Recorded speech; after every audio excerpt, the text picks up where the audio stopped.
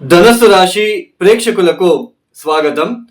మూల నక్షత్రం 4 పాదాలు, పూర్వాషాఢ నక్షత్రం 4 పాదాలు, అలానే ఉత్తరాషాఢ నక్షత్రం 1వ పాదం ధనుస్సు రాశి కింద వస్తుంది.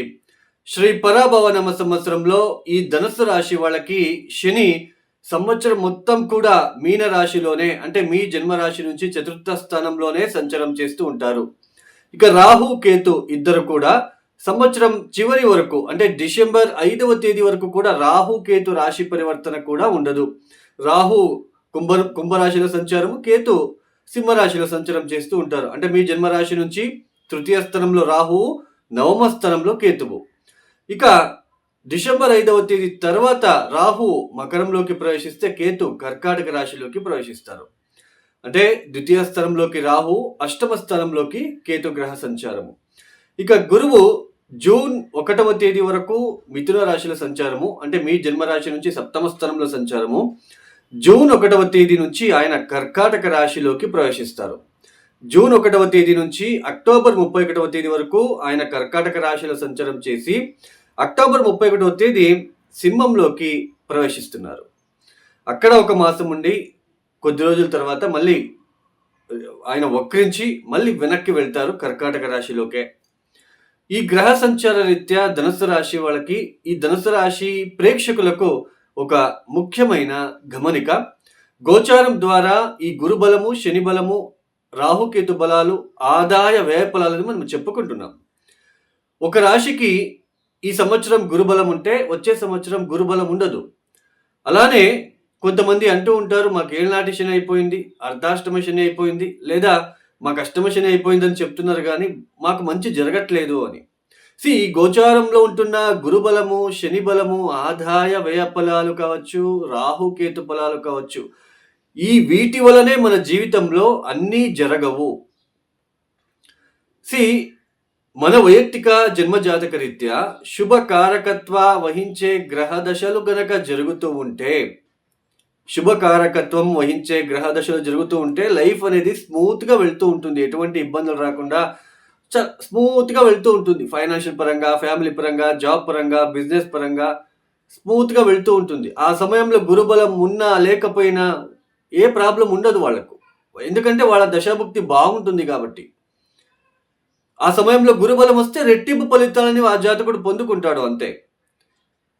అదే పాపగ్రహాల దశాభుక్తులు జరుగుతూ ఉన్నప్పుడు మన లైఫ్ స్మూత్గా ఉండదు. చాలా స్ట్రగల్ని ఫేస్ చేస్తూ గందరగోళ పరిస్థితుల్లో మనకి లాసెస్, ఫైనాన్షియల్ లాసెస్ కావచ్చు, లేదా ఫ్యామిలీ పరంగా డిస్టర్బెన్సెస్ కావచ్చు, ఇలాంటివి ఏదో ఒకటి డిస్టర్బెన్సెస్ మనకి బాధలు పడుతూ వెళ్తూ ఉంటాం. ఆ సమయంలో గనక గురుబలం వస్తే అప్పుడు కాస్త ఆ గురుబలం ఉన్నన్ని రోజులు ఊపిరి పీల్చుకోగలుగుతాము, కష్టాల నుంచి కాస్త గట్టెక్కుతాము, బయటపడతాము. అప్పుడు మనకి గురుబలం అనేది హెల్ప్ అవుతుంది.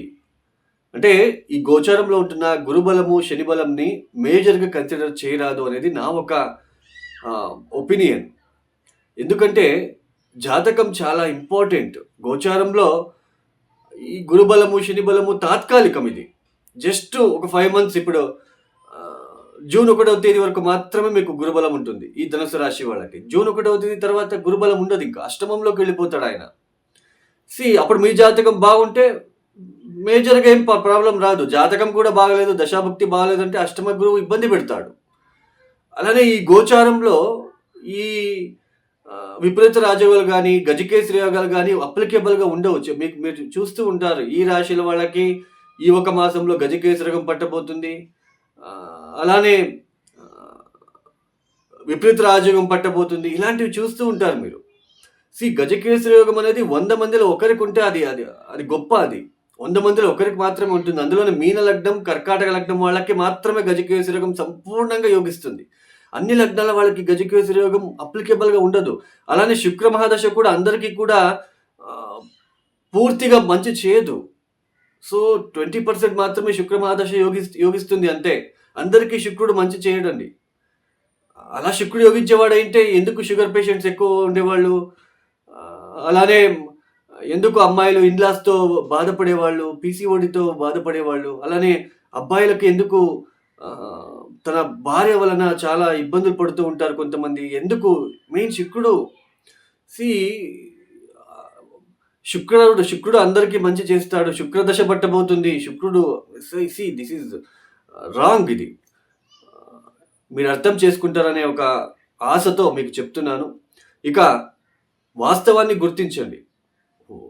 ఏంటి ట్రూ అనేది మాత్రమే గుర్తించండి. ఇక ఈ శ్రీ పరాభవనామ సంవత్సరంలో ఈ ధనస్సు రాశి వాళ్ళకి ముఖ్యంగా ఈ అర్ధాష్టమ శని ఒక పక్క చతుర్థ స్థానంలో శని ఉన్నప్పటికీ కూడా ఆయన చతుర్థ స్థానంలో సంచారం చేస్తూ దశమాన్ని చూస్తూ ఉంటాడు శని. అర్ధాష్టమ శని అంటేనే మనకి చతుర్థ స్థానం అంటే ఏంటి? కంఫర్ట్, హ్యాపీనెస్, గృహము, అలానే మనకి వచ్చే సంపదలో దాంట్లో పేరు ప్రఖ్యాతులు కావచ్చు, ఉద్యోగం విషయంలో పేరు ప్రఖ్యాతులు కావచ్చు, తల్లితో మాతృ సౌఖ్యం కావచ్చు. ఈ 5, 6, 7, 8, 9 క్లాస్ చదువుకునే పిల్లలకి ఈ చతుర్థ స్థానం చాలా ఇంపార్టెంట్. అలాంటి చతుర్థ స్థానంలో కర్మకారకుడు శని గ్రహం వచ్చినప్పుడు మానసికంగా చాలా ఒడిదొడుకులు, ఇంటికి సంబంధించిన ఒత్తిడులు, ఇంట్లో ప్రశాంతంగా లేకుండా ఉద్యోగంలో ఒడిదొడుకులు, ఉద్యోగం కోల్పోవడము. అందరూ ఉద్యోగంలో కోల్పోయి ఉండరు. ధనుసు రాశిలో పుట్టిన వాళ్ళు అష్టకవర్గ బిందులు చెక్ చేసుకోవాలి. 0, 1, 2 కనుక అష్టకవర్గ బిందులు అక్కడ చతుర్థ స్థానంలో ఆయన ఇచ్చి ఉంటే ఆబ్వియస్లీ చాలా స్ట్రగల్ ఫేస్ చేస్తూ ఉంటారు వాళ్ళు. ఇప్పుడు నెక్స్ట్ పంచమానికి వెళ్ళిపోతాడు, అంటే మేషరాశిలోకి వెళ్ళిపోతాడు 2027లో. మళ్ళీ అక్కడ ఎన్ని అష్టకవర్గ బిందులు ఇచ్చారో చూసుకోవాలి. లేదంటే ఇబ్బందులు అది చూడాలి మనము. అష్టకం ద్వారానే మనకి అష్టకవర్గ బిందుల ద్వారానే మనకి ఆ ప్లానెట్ ఎంతవరకు మనకి చెడు ఫలితాలు ఇస్తుందా, లేదా మిశ్రమ ఫలితాలు ఇస్తుందా, లేదా తాత్కాలికంగా కొద్దిగా శుభ ఫలితాలను ఇస్తుందా అనేది మనకు అర్థమవుతుంది. అలాంటి చతుర్థ స్థానంలోకి శని వచ్చినప్పుడు కొంతమంది ఉద్యోగం కోల్పోయి ఉంటారు. ఉద్యోగంలో చాలా స్ట్రగల్స్ కావచ్చు, హ్యాపీనెస్ లేకుండా ఇబ్బందులు పడుతూ ఉండే ఆస్కారాలు ఉంటాయి.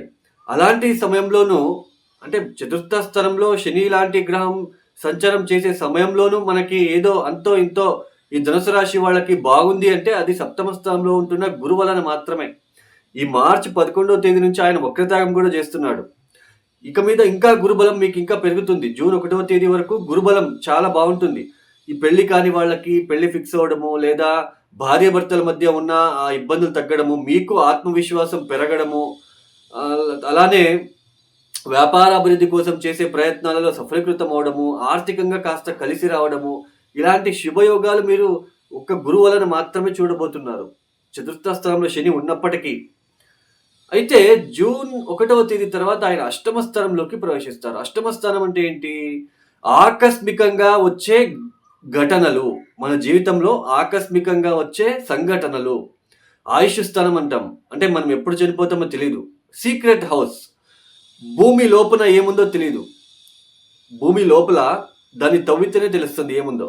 అలానే అష్టమ స్థానంలో కుజ లాంటి, చంద్రుడు లాంటి గ్రహాలు ఉన్నప్పుడు పెద్ద సర్జన్ అవుతారు, డాక్టర్ అవుతారు.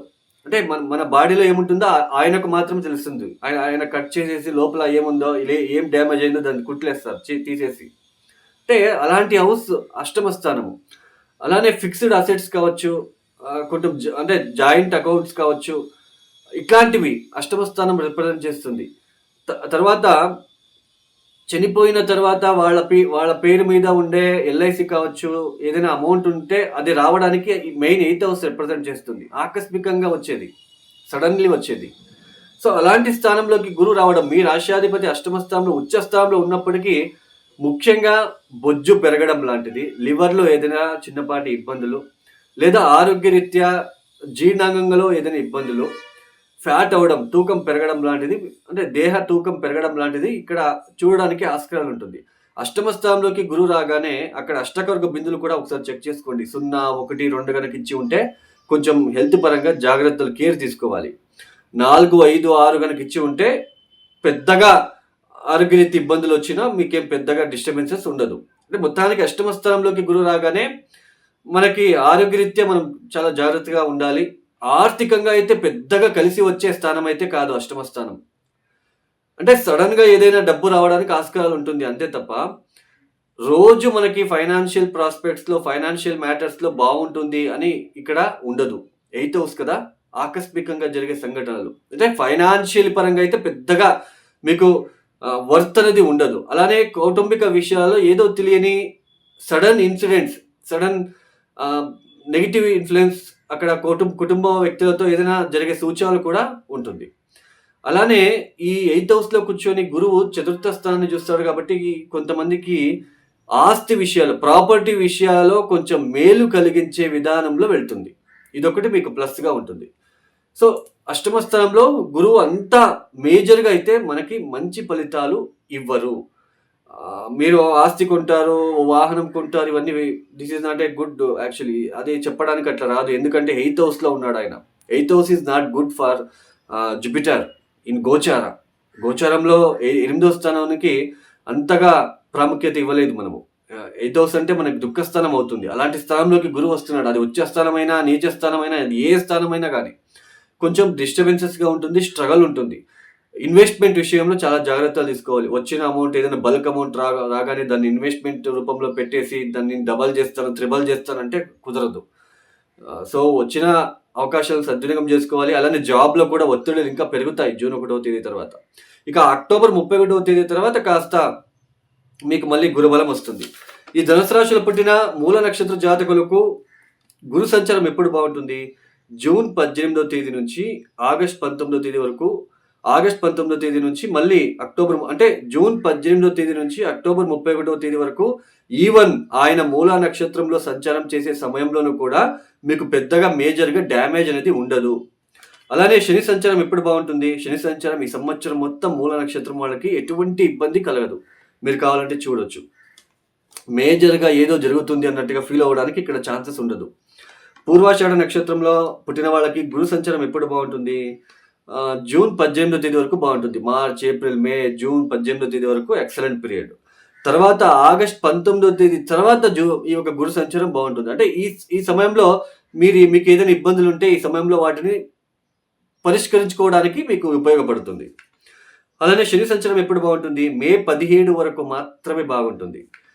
ఇక ఉత్తరాషాఢ నక్షత్రం 1వ పాదం వాళ్ళకి గురు సంచారం ఎప్పుడు బాగుంటుంది? జూన్ 18 నుంచి ఆగస్ట్ 19, అలానే అక్టోబర్ 31వ తేదీ నుంచి బాగుంటుంది. అంటే ఈ మార్చ్, ఏప్రిల్, మే సప్తమ స్థానంలో గురువు ఉన్నప్పటికీ పెద్దగా మనకి లబ్ధి అయితే ఉండదు కానీ బట్ ఓకే. జూన్ 18 నుంచి ఆగస్ట్ 19వ తేదీ వరకు బాగుంటుంది. ఇక శని సంచారం ఎప్పుడు బాగుంటుంది? మే 17 వరకు బాగుంటుంది. ఈ ధనుస్సు రాశిలో పుట్టిన ప్రతి నక్షత్రం వాళ్ళు, స్త్రీ పురుషులు ఇద్దరు కూడా మృత్యుంజయ మంత్రం జపం చేసుకోవడము, అలానే దేవనాంచ ఋషినాంచ ఇది జపం చేసుకోవడము, ఖచ్చితంగా భైరవుడిని ఆరాధించడము మీకు చాలా మేలు కలిగిస్తుంది. వీలైతే వీరభద్ర దర్శనం చేసుకోవడానికి ప్రయత్నం చేయండి. ఇక ఎవరైతే ఈ వీడియోని చూస్తున్నారో లైక్ చేయండి, షేర్ చేయండి, సబ్స్క్రైబ్ చేసుకోండి. అలానే ఎవరికైనా ఆస్ట్రాలజీ కన్సల్టేషన్ కావాలనుకుంటే డిస్ప్లే అవుతున్న నెంబర్కి నేరుగా కాల్ చేయండి. ప్రాబ్లమ్స్ చెప్పుకోరాదు. Date of birth, timings compulsory కావాలి. సింపుల్ రెమెడీస్ ఉంటాయి. సర్వే జనం సుఖినో భవంతు. ధన్యవాదములు. జై శ్రీరామ్.